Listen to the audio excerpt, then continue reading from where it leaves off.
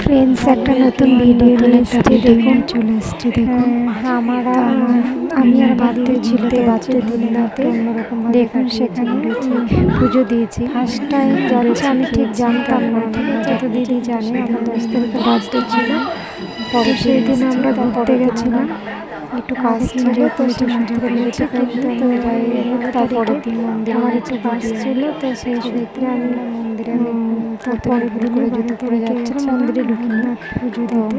তারপর জুতোটা খুলে দিয়ে ভেতরে ঢুকলাম, তো এত সুন্দর ভিডিওটা গেছিলো। তো দিদি মানে কি বলবো, ভীষণ সুন্দর দিদি ভিডিও করেছে এবং ছবি প্রার্থনা, আমি যেটা চেয়েছি সেটা হয়েছে। বাট দিদি আমি তো পুজোটা পরের বারে দেবো, দেওয়া হতো কিন্তু একটু দিদি দিল, কারণ আমি সংসারে তো যাই হোক, কেউ খারাপ ভাববেন না।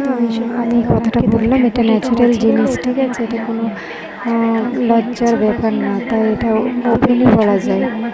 তো কিছু লজ্জা পাওয়ার কোনো কারণই নেই, মানে নিয়ে যাওয়াই যাবে না, ফোন দেখলেই কিন্তু ফাইন লাগে। প্রচুর ঘুরেছি, আমি কোনো রকম ভিডিও ছবিতে ভর্তি করেছি এদিক ওদিক, ঠিক আছে? ঘুরছি এবং তার পাশে দেখুন গঙ্গা, তার পাশে ওইদিকে চারধাম আছে মন্দির, ওটা পরে যাবো। এবং দেখেছি তার পাশে নিমতলা শ্মশান, ওটা আমি ভয় পাই, তা দেখলাম। তো দেখলাম, ছবি তুললাম, দেখলাম খুব সুন্দর প্লেসটা ওখানটা।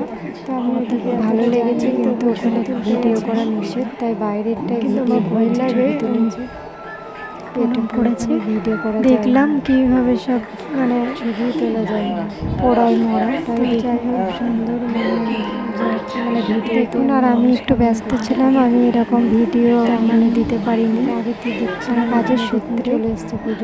পুজো দিয়ে বেরিয়ে গেছে, তারপর দেখুন আমি ভিডিও ছাড়তে পারিনি, একটু ব্যস্ত ছিলাম।